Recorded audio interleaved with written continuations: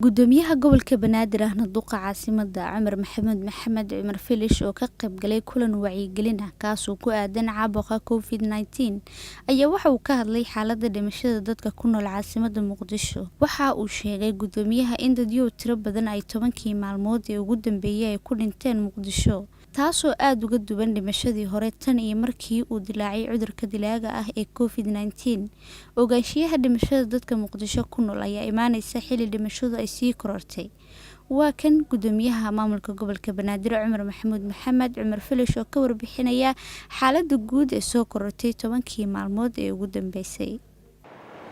hay'ad walba hawlaha loo diraa hawlaha gobolka Banaadir loo diro ayaa waxa kamid ah inay ka soo warbixiyaan tirada meydadka ee maalin walba la geeyo qubuuraha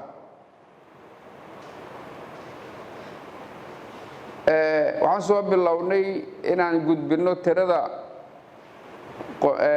meyd ee qubuuraha la geeyo maalin walba 19kii bishii tagtay ilaa caawadan waa gudbinay warbixintaas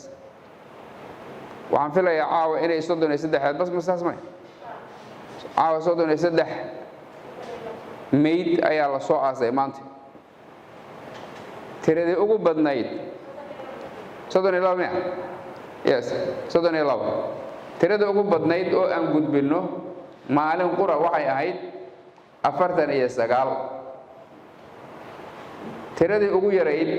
ee aan gudbinona waxay ahayd 22 waa 19kii